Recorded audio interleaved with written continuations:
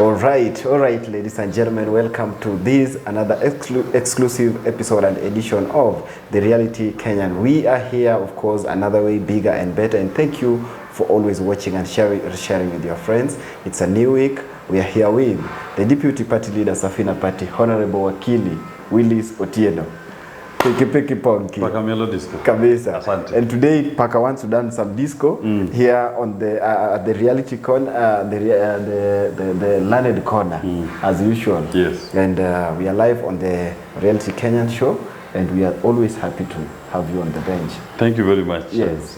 We are very grateful. Me here. Yeah, a lot has happened, Wakili. Yes. How can you rate the previous week on to this week? The first thing that you note was the funeral in Central, yes, in Nyandarua and Chambini, yeah, of the late Mama Mukami Kimathi. And we saw Raila going to join that funeral. Then they went to Kasarani to watch the athletics meet with Ruto. And the next day they went for the derby. Yes. And there was a feeling that maybe there is some rapprochement Yeah. between the two and maybe leading to handshake. Yes. And Raila came out strongly yesterday to say that there will be no handshake with this regime. Yeah.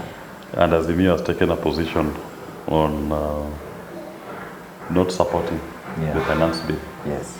You know, the problems that our country is facing is a problem of how much revenue you are collecting vis-a-vis how much debt you have. Yes. And I wish that as a country we need to put the solution that every side is putting on the table, because our problem is debt. Yeah.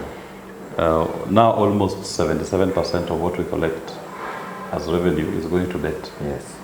We are not able to continue living this way.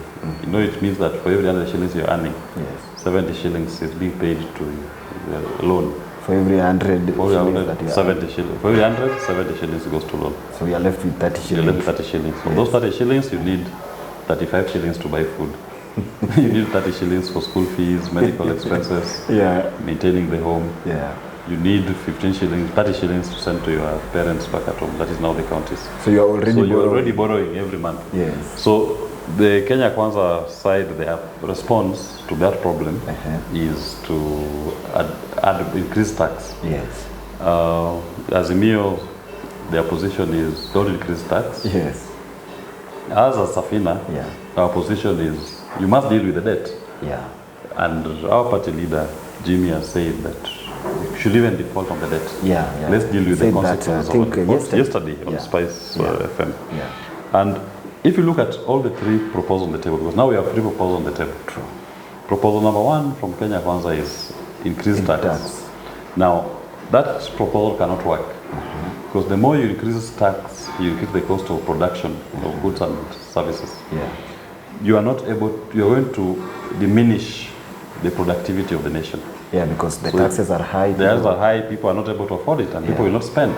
So it means if you increase the tax that is chargeable, you will even end up collecting less. Yeah, sure.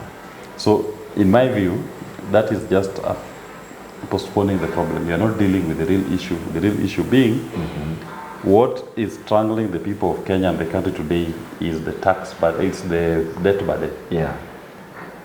Proposal number 2 on the table is from Azimio. They are saying we are not going to support any increase in tax, but they have not given, they simply said you need to stop production. Yeah. I'm yet to see the full picture of what that proposal is. Yeah. How do you increase production? So they must give us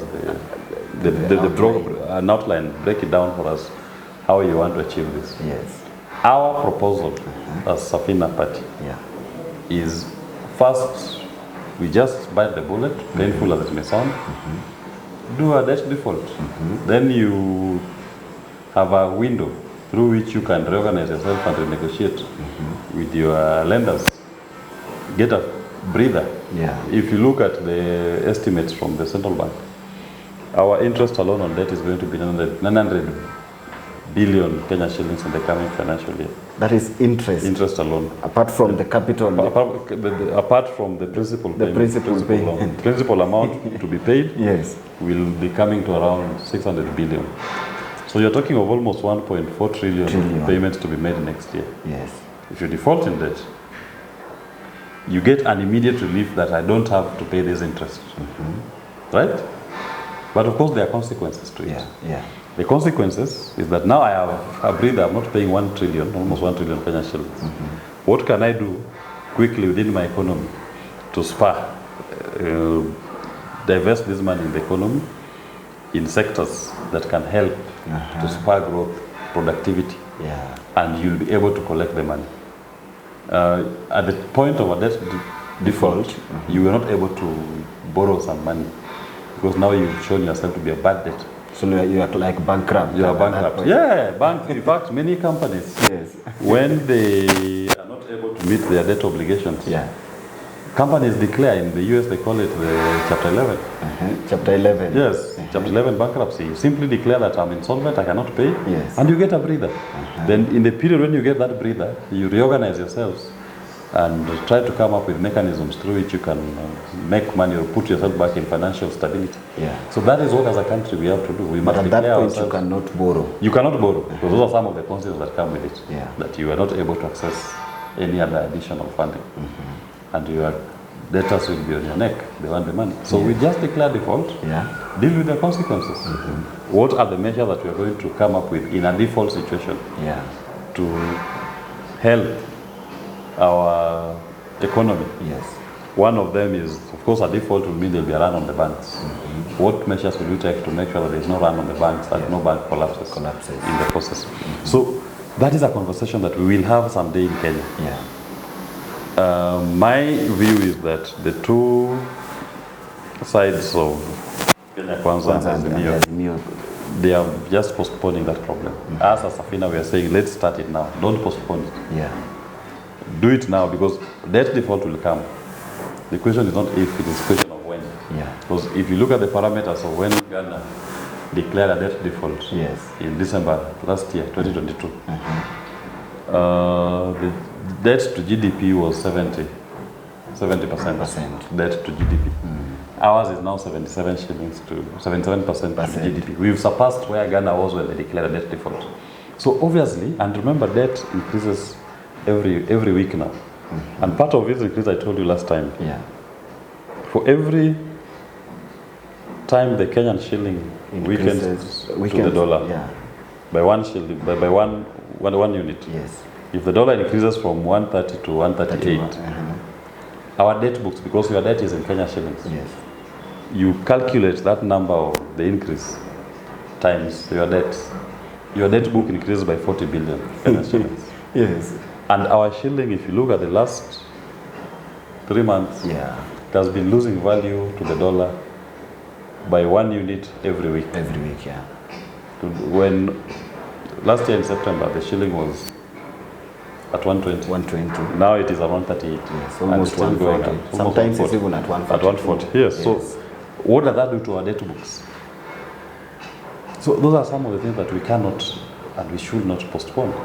These are things that a pragmatic administration needs to confront them and deal with them, prepare the country for the truth, and deal with the consequences, come up with proactive measures to deal with the consequences. I remember in Ghana when in December, early December, when this issue was coming out that there was going to be a default, the president stood up and said, Ghana shall not default. The people of Ghana shall not suffer. That was on the 4th of December. On the 22nd of December, they defaulted. And people's bank accounts were being raided. People were being stopped from accessing their accounts. And if you had a fixed deposit, you are now told the government will not pay that fixed deposit. We are giving you a bond, 3 years. Come back after 3 years. We will not pay you interest rate in the 3 years. We will pay you after that 3 years 3% of the value of your money. Ghana, they are now living the consequences of bad economic decisions. So we believe that this is going to be a key thing for the people of Kenya, and we need to look at it. We really need to find an appropriate solution. And the cost of living is not going to increase, it's not going to get any better. It is getting worse by the day. Because remember also, when you have diminishing returns, your economy is shrinking. The accessibility of goods and services become more expensive. The cost of producing those goods become more expensive. And the ultimate person who feels the pinch is the consumer, those who are buying those goods and services. Yeah. So it will be interesting to note how the Kenyan people will react when the full impact of this is going to be felt in their lives. Yeah. They are feeling it, but I don't think we are yet feeling the full impact of the economic challenges we are going through. But you see, Wakili, last, I think on Sunday, when the president was doing a joint media, briefing or an interview, he said that right now he's working on the supplementary budget from the previous administration. Yes. And that once his budget is approved, which I think in the next few weeks, I think it's next month, June, yes. He is going to make sure that all the promises that they promised Kenyans are met. Do you see it coming? Because you saw one of the interviews we did here, you said that by 1st of June, the price of gas that was promised is not going to work. And he said it himself. Can we also say that this is also another thing that is not going to in my view, yes. You know, I want to believe that the president means well to the people, yes. and he intends to deliver on his promises. Yeah. But intent and implementing are two different things. Yes. You may wish you can do it, but then you are unable to do it. Why he's not able to do it is largely because of the state of the economy, the lack of finance. And he thinks that by raising taxes he'll be able to access that money. These proposals, in my view, will not give him that money. Before you deal with the question of the debt, that's the elephant in the room. Everybody is refusing to see. It's like we're in this room, and there's a big elephant, a bull elephant, standing in the middle, and we all don't want to look at it. We all want to look on the side. And assume that it disappears. It is there. The elephant will soon feel constrained and will start to find a way around out of the room. And it will trample up on all of us. So he may wish to do it, but I can tell you he will not deliver. Not out of his own choice, but because of the state of this economy. And if we do not deal with the issue of debt, it is just going to get worse. So it's not even a matter of if, it's a question of when. Because when it is coming. So when do you want to deal with this elephant? Because the elephant is already in the room. So until you deal with it. Whatever promises you have, whatever lofty ideas you come up with, whatever plans you put out for the country, if you don't deal with this elephant, you will not do them. And as it is now, they are not dealing with the elephant. So they will not be able to deal, in my view, deliver on those promises. So my advice to Kenyans is just take those as promises. I mean, those are his positive wishes. But take it with a pinch of salt. It is not of his own making. I don't think when Ruto stood up and said the price of gas will be 300, 500 shillings, I don't mean he wished bad to the people. Even him, deep down, he wished that should be the price. But it is the reality of the day that when I was telling you that it will not come down to that amount. It's the reality. Because I was seeing the elephant. What is going to make it? What have they done that is going to make it come down to that amount? It cannot, because we are driven by market forces. The cost of the dollar, the cost of production, all affect the cost of the final product. So also even now, all those promises that they have in their books, if they don't deal with the question of debt, because remember 70% of the shilling or 70% of the money you collect is going to debt finance. And the amount is increasing by the day. Somebody may not be understanding this debt, how it's affecting us directly, the economy, because mtu anaona si tumekopa tutarudisha. But the point is, how does you it borrowed affect? the money, and you are servicing it. You are paying it every day. And where do you pay it from? You pay it from the taxes that you collect from the people. So every month, every week, government collects money. But every day you have KRA collecting money from Kenyans. Every week they see how much have we collected. What are we supposed to do? The first priority payment, number one priority payment, is debt. You pay money to your lenders. You bill them the money. So they give the money to the debtors, those who loaned them. And at that point, it is 77%. You're supposed to, of what you've collected. Yes. So if you've collected 100 Kenya shillings, 70 shillings goes to your creditors. Yes. You go and pay them. So you're left with 30 shillings. Yes. These 30 shillings you want to pay salaries to your workers. These 30 shillings you want to use it for OPEX. Yes. You need also to pay the counties 30 shillings. Now it means even before you start leaving for the next month, you are back to the market to borrow more money. So government thinks that let's go and collect. If you collect more money from Kenyans, yes, maybe we'll be able to have extra money to meet our obligations as opposed to pay this. I mean, so that we are not affected by the debt. But there's nothing they can do. So the debt is affecting every single Kenyan, because if this money that you're paying to debt is not paid towards debt, that money is now applied towards providing social services and what we call development, as done by the government. So you cannot ignore it. Kibaki, when he was president, for every 100 shillings he was collecting, only 18 shillings was going to debt. What? That administration had 82 shillings to spend. So they could pay their salaries comfortably, they could do development comfortably. So while today Ruto has, out of every 100 shillings, he's paying 70 shillings to debt, and the amount is going up. In fact, it may even get, if I look at the estimates, almost 90. Of shit, so you're left with 10 shillings. And at that time you can't borrow again. No, it means you are borrowing again. The more you are borrowing, because every month they are borrowing.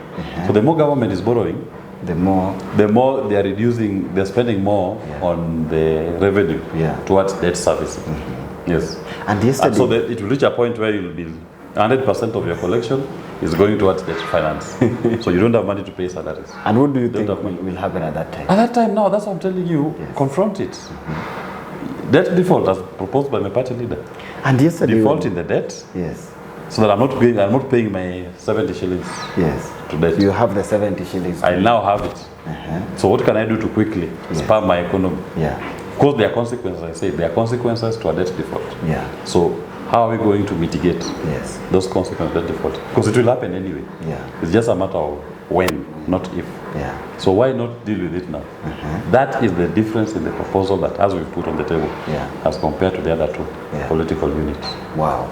Yesterday, when this issue of your party leader and Honorable Jimmy Wanjigi came up with this idea of the country should default the debt, there were mixed reactions. Others were thinking it was a good idea, others were condemning it, and then another section of Kenyans were asking, why don't he, because he is capable of reaching the president, why don't he reach the administration, then they sit down, and because now it is a matter of Kenyans, then they sit down and tell him, you know what, the only way we can save this economy is to do this. But you see, we've made our proposition known publicly. This is our position, we've made it publicly.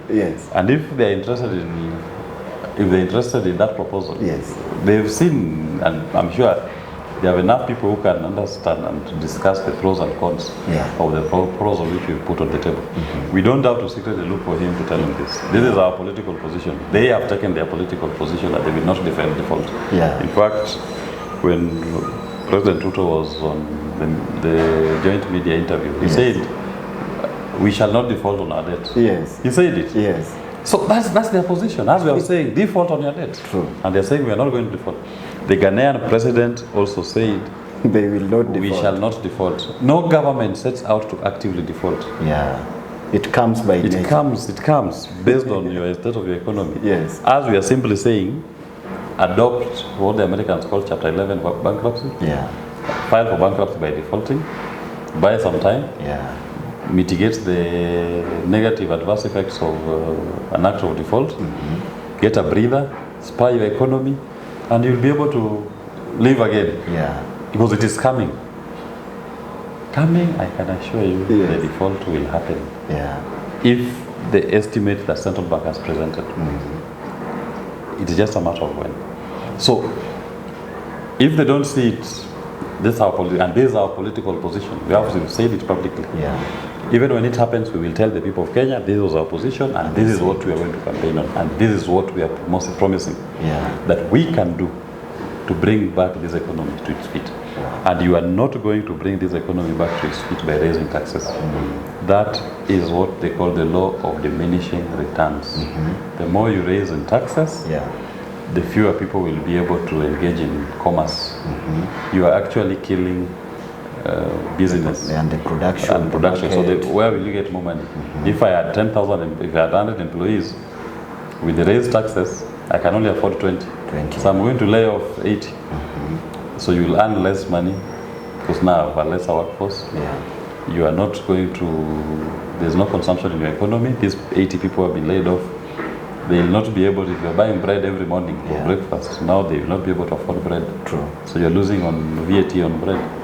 And any other thing. They are not able to participate as they were before in that economy. So you'll end up that at the end of the day, how much you earn as revenue has gone down, despite the fact that you raised the tax. The tax that your people are supposed to pay. Wow.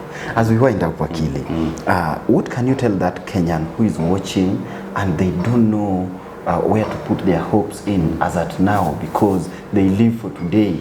Some are not even sure of 3 meals a day. Some cannot even afford the 2 meals, breakfast and dinner, or even lunch and dinner. And they're here hoping that there's some good future coming. Of course, for me, it is the people of Kenya need to now, this is a time that we must introspect. And introspect on our political choices. And what we are going to go through, other countries have gone through it. And what some of those countries learned was that the citizens, everybody must participate in their government. And participate in politics, because political decisions end up affecting how you live and the quality of life that you have. In Peru, for example, Peru has had tumultuous history with debt, and it had defaulted several locations on its debt and economic consequences. Today, if you go to Peru and you're a president and you say, I want to borrow money, the next day everybody is on the streets. If you're a new from the cleaner to the CEO, they tell their leaders, we must live within our means. Peru must live within its means. We don't encourage borrowing, because they have lived through the consequences of external debt on the economy when the country defaulted. So they have decided we are going to live within our means. So even Kenyans, once we are going through this, it will reach a point where we must now actively be scrutinizing these books. If anybody wants to borrow, as a country, we should be able to ask them, how are you borrowing? How will you pay it? We must participate in that act of borrowing. Not just people going to borrow there and misapplying the money as opposed to what it was intended to. So that is my message to Kenyans, that things are going to get tough, but that should be an awakening call in our future engagement with government, that we must put our leaders to account, and we must actively participate in our political process. And we must interrogate what are the platforms upon which they are campaigning. Judge people based on their understanding of the problems that we're facing today. We are in a fight for liberation. It's an economic liberation. You can only elect people who understand what that fight is about and have practical solutions in that fight. If you choose people who believe in the old order, people who don't understand that it's a new world order that is rolling out, then these are the consequences, and unfortunately all of us are going to live through those consequences. Is Safina ready for the tax? We are very ready. Safina, as I always said, when the world had become a world of iniquity, God sent Noah to build an ark. The ark in Swahili is called Safina. And only those who entered Safina were saved. So even in these economic challenging times that are coming, only those who will enter the Safina will be saved. Your salvation is in Safina. Thank you so much. Thank you. Asante sana Wakili. Thank you so much, ladies and gentlemen. That is the Reality Kenyan for this week.